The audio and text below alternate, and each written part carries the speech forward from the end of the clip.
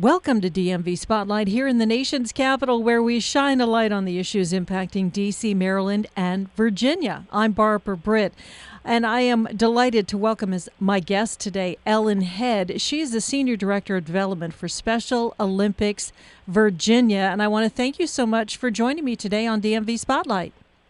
Thank you for having me. I really appreciate it, Barbara.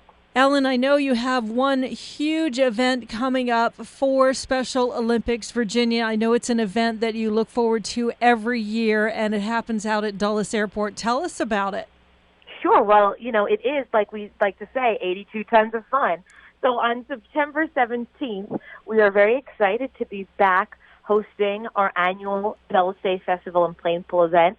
It's been a hot second since we were able to have the entire full festival since 2019. So we're very excited, and we're even more excited because it's the 30th anniversary of the event. I mean, what events go on for that long, like fundraisers, and keep growing and growing? We're very lucky. That is just amazing, and I know for folks who've been there, they can picture it. But for those who have not seen a plane pull, how does it even work? So, I mean, it actually really is your people pulling a plane. So we have usually somewhere between 80 and 100 amazing teams, typically corporate groups, that sign up over the past 6 months, raise money for their opportunity to pull either a United or FedEx plane and see who can pull it 12 feet the fastest. So it really is you and 24 of your closest or strongest friends lining up on a rope and playing tug of war with a big jet. It's truly amazing. And do you actually move it? Oh, yes, they totally move it. I mean, because that's kind of part of the whole point of the plane pull. Yes, it's a fun, crazy, kooky, buzzworthy event. But for us at Special Olympics, it really is a teaching moment because we're pushing our fans and friends towards discomfort by doing something that challenges them. I mean, who wouldn't challenge pulling a plane, right? It's hard, but everybody can do it, and every team does it in just a few seconds. And that allows all of our fans and friends that are participating for just those few seconds to walk, I was going to say a mile, but maybe 12 feet in our athlete shoes, because our athletes, every day when they wake up, they have the challenge of their disability that they overcome and are able to be great, productive citizens in society. So by participating in the plane pull, our fans and friends are just, walking a mile in our athlete shoes. That is amazing. And I know that you have done it many times over the years that you have been there. And just lay out the day for us for folks. Sure. Can people watch even if they're not participating? Oh, yes, we encourage that. So the event is open to anybody. It's free to attend, but we really hope you find something fun to do and give a donation to us while you're there, but because it is a fundraiser. But we just ask anybody that's interested in attending to go drive to Dulles Airport, and then there will be 20-plus signs directing you to event parking. And gates open at 10:30. And we start the festivities at the plane with an opening ceremony at 11 o'clock in the morning, and then we immediately start pulling, and we pull for the rest of the day. But starting at 10:30 when the gates open, there is lots to entertain all of our friends around the DMV that do come, and typically we have around 15,000 of those friends that show up over the course of the day.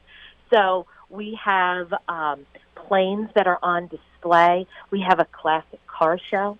You can donate to get a guided backstage tour of the airport on one of the cool mobile lounges that are still in use over at IAD. The MWA Fire Department allows kids to donate to go on a truck ride. Our great partner, 123 Junk, has their truck on site so kids can register to do a truck pull, just like a mini version of the plane pull. They can also register in advance for that on planepull.com as well. We have a fun kids area sponsored by our friends at Patient First.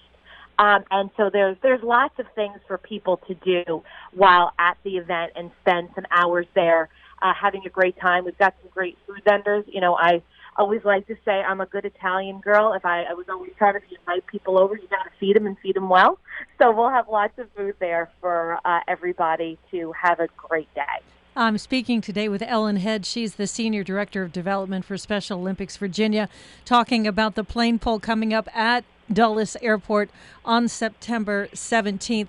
Ellen, I know because of COVID that you have not been able to have this event, so it's exciting that you get to bring it back. Remind folks what Special Olympics does.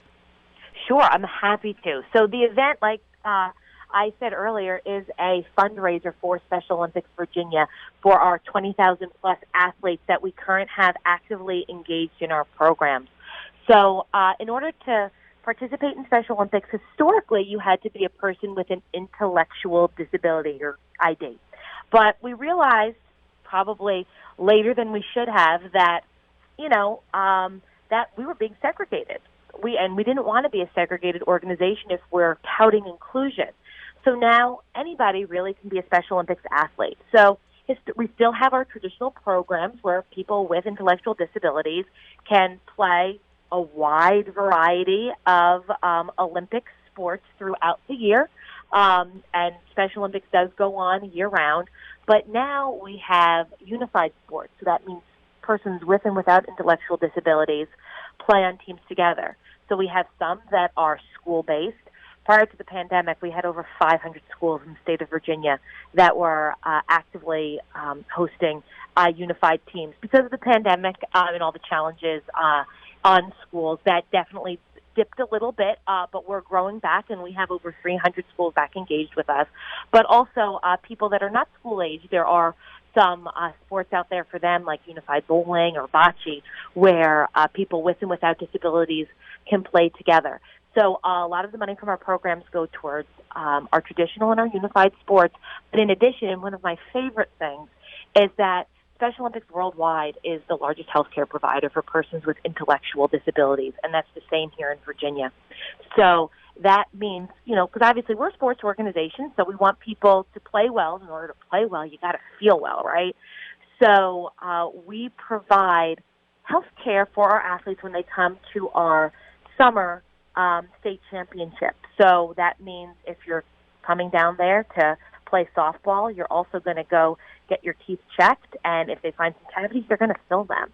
And same thing with, they're going to check your hearing, give you hearing aids if you need them, glasses, the whole 9 yards, because a lot of our athletes are just on Medicaid, and why Medicaid it's great that it exists, there's definitely some holes in it, so we try to fill those holes where we can.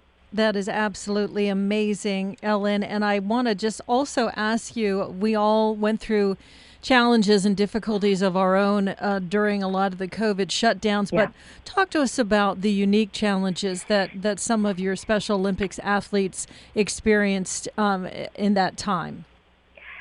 COVID was really hard on our athletes, I'll be honest, because our athletes in general are isolated because they're not included. And, we're working on that. That's the whole point of our organization, right, is to make sure that inclusion happens. I hope one day that there's no need for me to have this job anymore.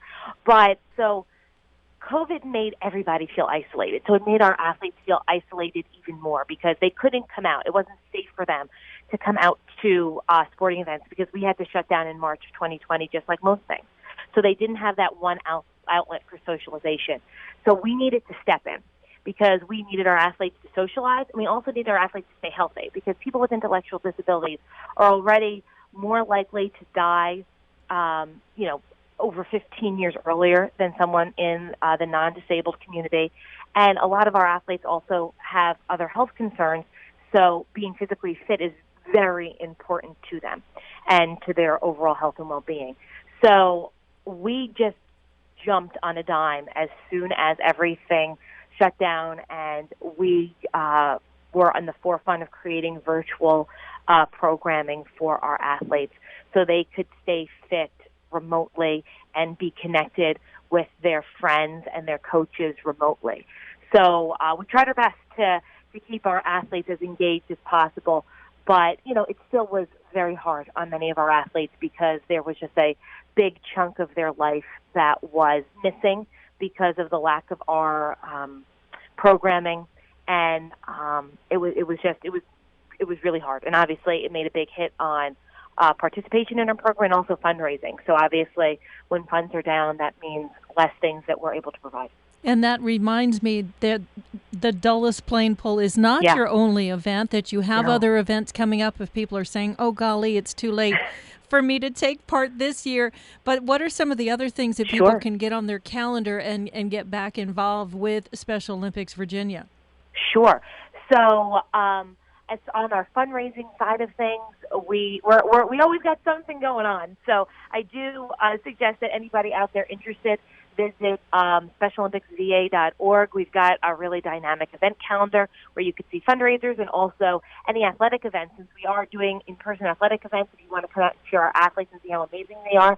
But some of the big events that we have coming up, we have our Polar Plunge season. We'll actually be starting, and we'll be opening up registration for that next month in October, which is wild, but it is such a popular thing in the Special Olympics world. People love doing crazy things. They love jumping into cold water for our athletes. So we have 5 across the state, but we have 2 in the Northern Virginia market, which are more geographically desired to our friends in the DMV. So in January, we have an event, a pool-based polar plunge at Mosaic in Fairfax County. And then in February, at the end of February, we'll be down in Leesylvania State Park for the polar plunge into the Potomac. So we definitely have events going on, and people can plan early and start registering for those next month. That's amazing. And then I know even for next year, for next spring, you have the torch run. Yes, the torch run is amazing. So what a lot of people don't realize that the number one group of volunteers and fundraisers for Special Olympics worldwide, and same here in the state of Virginia, are members of law enforcement. They really feel strongly about serving and protecting the community, and they feel that the athletes of Special Olympics Virginia or Special Olympics worldwide need a little extra serving and a little bit more protecting, which we couldn't agree more. So each year they host a torch run into our summer games, and that happens in June. And that's something that members of the community can donate and support their local police departments, or they could even join in on the fun and run as well.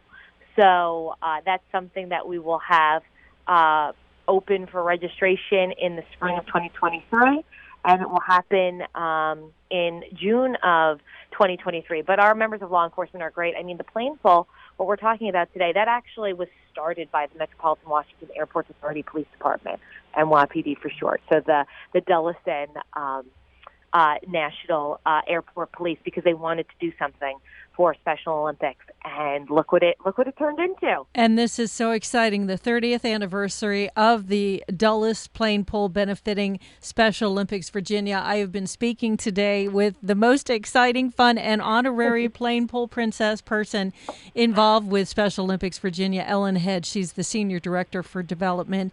And so come on out to Dulles Airport on September 17th, starting at 10:30. Cheer on your team and watch somebody pull that big old plane. Ellen, thank you so much. And what's the website so folks can get more information? www.planepull.com. Fantastic. Thank you so much for joining me on DMV Spotlight. I'm Barbara Britt, and join us again next week at this same time for DMV Spotlight.